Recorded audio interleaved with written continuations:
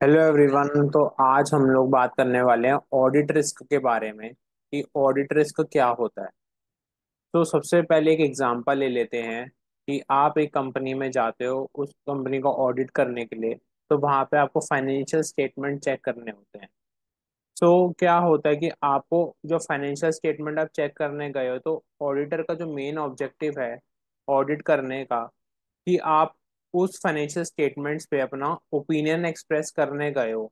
तो before proceeding with the audit risk, सबसे पहले आपको समझना होगा कि ऑडिट क्या होता है। तो ऑडिट की जो डेफिनेशन दी गई है स्टडी मटेरियल में, वो दी गई है कि audit is an independent examination of. आप इंडिपेंडेंट एग्जामिनेशन करोगे। किस चीज का एग्जामिनेशन करने गए हो? आप किस चीज के एक्सपर्ट हो? आप एक्सपर्ट हो फाइनेंशियल स्टेटमेंट के। तो आप फाइनेंशियल स्टेटमेंट, फाइनेंशियल इंफॉर्मेशन का आप इंडिपेंडेंट एग्जामिनेशन करोगे।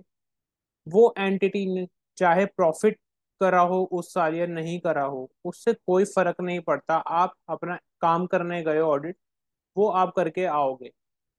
फिर वो कंपनी बड़ी है छोटी है, इससे भी कोई इम्पैक्ट नहीं पड़ता।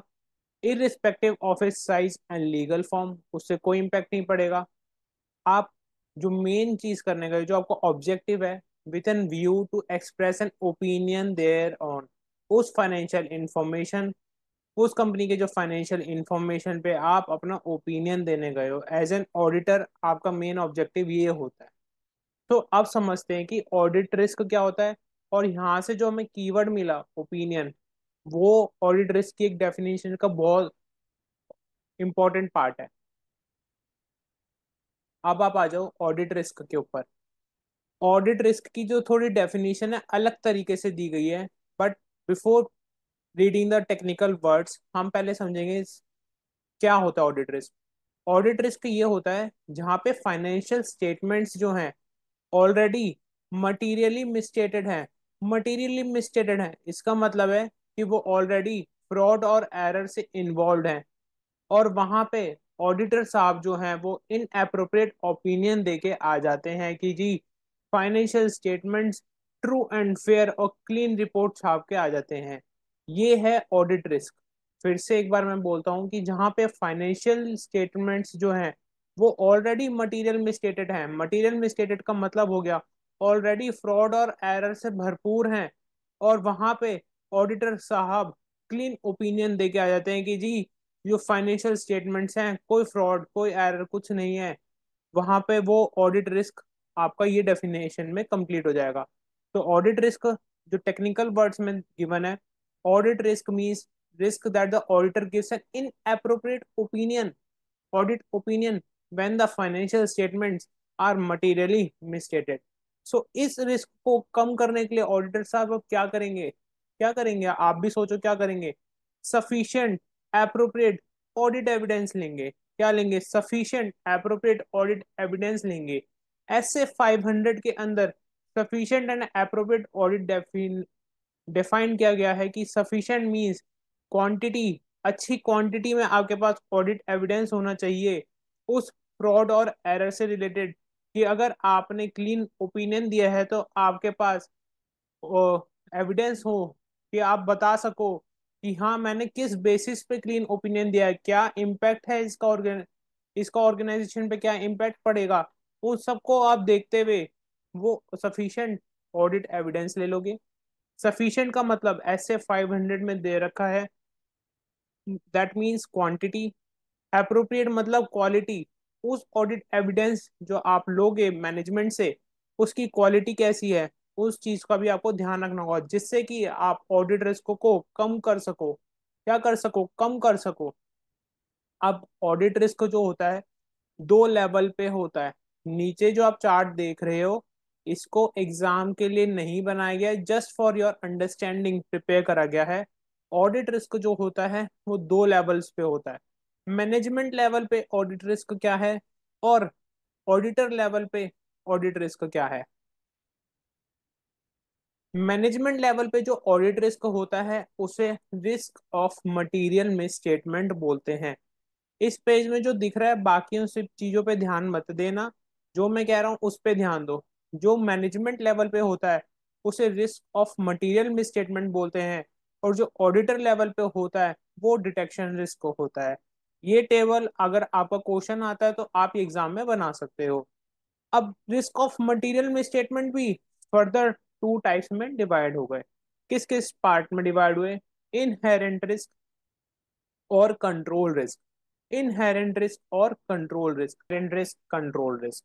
इनहेरेंट रिस्क वो रिस्क होता है जिससे कि जो कंपनी के अंदर इतने सारे ट्रांजेक्शन्स, मतलब नेचर ऑफ ट्रांजैक्शन इतने ज्यादा हैं कि इस चक्कर में एक इनहेरेंटली रिस्क आ रहा है।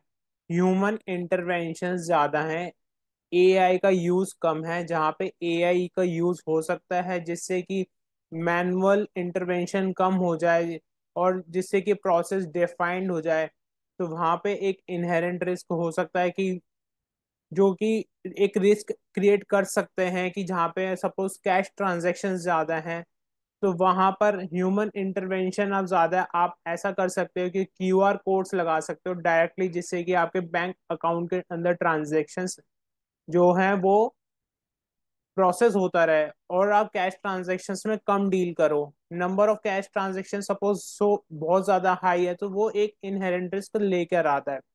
उसी रिस्क को कंट्रोल करने के लिए, खत्म करने के लिए ऑर्गेनाइजेशन क्या होती है, कंट्रोल्स लगाती हैं। अब इंटरनल कंट्रोल्स लगाती हैं। अगर आपको इंटरनल कंट्रोल्स नहीं पता तो आप उसकी वीडियो मेरे चैनल पे ऑलरेडी डली हुई है, आप उसे देख सकते हो। तो कंट्रोल रिस्क पर, कंट्रोल रिस्क क्या होता है कि जो इनहेरेंट रिस्कों को खत्म करने के लिए जो ऑर्गेनाइजेशन कंट्रोल्स लगाती है, अब वो कंट्रोल्स भी उस इनहेरेंट रिस्क को खत्म नहीं कर पाते, ना प्रिवेंट कर पाते, ना डिटेक्ट कर पाते, ना करेक्ट कर पाते उन रिस्क को।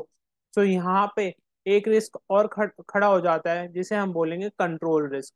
तो रिस्क ऑफ मटेरियल मिसस्टेटमेंट आपका मैनेजमेंट लेवल पे हो गया, जिसके अंदर दो रिस्क होते हैं। कौन कौन से? इनहेरेंट रिस्क और कंट्रोल रिस्क। डिटेक्शन रिस्क जो होता है वो ऑडिटर लेवल पे होता है। सो उसके बारे में हम नेक्स्ट पेज में पढ़ेंगे, डिटेक्शन रिस्क के बारे में और बाकी रिस्क के बारे में भी। तो अब आ जाता है हमारा टाइप्स ऑफ ऑडिट रिस्क, या फिर इसे आप कह सकते हो components of audit risk. Inherent risk क्या होता है? Inherent risk is the susceptibility of an account balance, class of transaction, or disclosure to a material misstatement, assuming that there was no internal control। जहां पे management ने internal control नहीं लगवा रखे और वो इम्पेक्ट कर रहा है किस किस को, आपके अकाउंट्स को, आपकी ट्रांजैक्शन को और आपके डिस्क्लोजर को। और वहां पर आपके फ्रॉड मटीरियली मिसस्टेटेड है, मतलब कि वो फ्रॉड और एरर से इन्वॉल्व हैं, जो आपकी ट्रांजैक्शन रिकॉर्ड हुई है, अकाउंट्स रिकॉर्ड हुए हैं और जहां आपने डिस्क्लोजर क्रिएट करा है। तो it is an inherent risk. आपका ये इनहेरेंट रिस्क इस तरीके से डिफाइन हो जाएगा। कंट्रोल रिस्क क्या होता है? Risk that a material misstatement could occur in an assertion. Assertion कौन से हो गए? आपके account balance, class of transactions और डिस्क्लोजर से related, will not be prevented or detected and corrected by the entity's internal control। जो organisation ने, जो मैनेजमेंट ने आपके कंट्रोल्स लगाए हैं, वो मटेरियल मिसस्टेटमेंट को करेक्ट नहीं कर पा रहे हैं, ना ही डिटेक्ट कर पा रहे हैं, ना ही प्रिवेंट कर पा रहे हैं, जो आपने इंटरनल कंट्रोल्स लगाए थे। अब डिटेक्शन रिस्क जो होता है वो ऑडिटर लेवल पे होता है। पहले इसकी डेफिनेशन पढ़ लेते हैं। Audit risk, detection risk that the procedures performed by the auditor to reduce the audit risk to an acceptably low level, not detect a material misstatement। Auditor क्या होता है? ऑडिट प्रोसीजर्स लगाता है जिससे कि वो ऑडिट रिस्क को कम कर सके। क्या करेगा? ऑडिट प्रोसीजर्स लगाएगा जिससे कि वो ऑडिट रिस्क को कम कर सके। लेकिन क्या होता है, ऑडिटर साहब भी इतनी ज्यादा कॉम्प्लेक्स और ट्रांजैक्शंस के चक्कर में या सैम्पलिंग बेस के चक्कर में जब वो ऑडिट करते हैं, क्योंकि एक एक चीज चेक करना पूरे ऑर्गेनाइजेशन में इम्पॉसिबल, क्योंकि वॉल्यूम ऑफ ट्रांजैक्शंस बहुत हाई होते हैं। तो वहां पे डिटेक्शन रिस्क का यही है कि जो ऑडिटर साहब हैं will not detect material misstatement, जो फ्रॉड और एरर हुआ है उसको डिटेक्ट नहीं कर पाते हैं। तो ये वही डिफाइंड है कि रिस्क दैट द प्रोसीजर्स, जो ऑडिट प्रोसीजर परफॉर्म करेगा ऑडिटर, टू रिड्यूस को करना चाहता है कि इसको ऑडिट रिस्क को टू एन एक्सेप्टली लो लेवल पे लाना चाहता है। Will not detect the material misstatement, वो डिटेक्ट ही नहीं कर पाते हैं उस मटेरियल मिसस्टेटमेंट को, तो इसको हम नाम दे देंगे डिटेक्शन रिस्क। अब जो मेन कंक्लूजन निकल के आता है, अगर आपका मैनेजमेंट लेवल वाला रिस्क क्या है, हाई है, that is risk of material misstatement, जिसको शॉर्ट फॉर्म में यहाँ पे रोमम लिखा हुआ है। अगर आपका risk of material misstatement high है तो आपको अपना डिटेक्शन रिस्क लो रखना पड़ेगा, जिससे कि आप उस ऑडिट रिस्क को एक्सेप्टली लो लेवल पे ला सको। मैं एक बार फिर से बोलता हूँ, अगर आपका risk of material misstatement high है तो आपको, ऑडिटर साहब को, अपने लेवल का जो रिस्क है, डिटेक्शन रिस्क, उसको कम रखना पड़ेगा, जिससे कि आप ऑडिट रिस्क को एक्सेप्टली लो लेवल पे ला सको। तो इस तरीके से आपका क्या होता है, there is an inverse relationship बन जाता है किसके बीच में, रिस्क ऑफ मटेरियल में स्टेटमेंट के बीच में और डिटेक्शन रिस्क के बीच में। इससे क्या होगा, एक इनवर्स रिलेशनशिप बनेगा किसके बीच में, रिस्क ऑफ मटेरियल में स्टेटमेंट के बीच में और डिटेक्शन रिस्क के बीच में। तो होपफुली आपको इस वीडियो में डिटेक्शन रिस्क, इनहेरेंट रिस्क और कंट्रोल रिस्क समझ में आ गया होगा, किसके पार्ट पे कौन सा रिस्क डिफाइंड होता है ये भी समझ में आ गया होगा। और अगर आपको डेफिनेशन से पढ़नी है तो इसका आप अभी स्क्रीनशॉट लेके रख सकते हो और इसे बार बार पढ़ पढ़ के रिवीजन कर करके इसे रिवाइज कर सकते हो, जिससे कि आपको एग्जाम्स में दिक्कत ना आए, क्योंकि मेन ऑडिट के अंदर यही होता है कि आपको अपने कीवर्ड्स लिखने पड़ते हैं।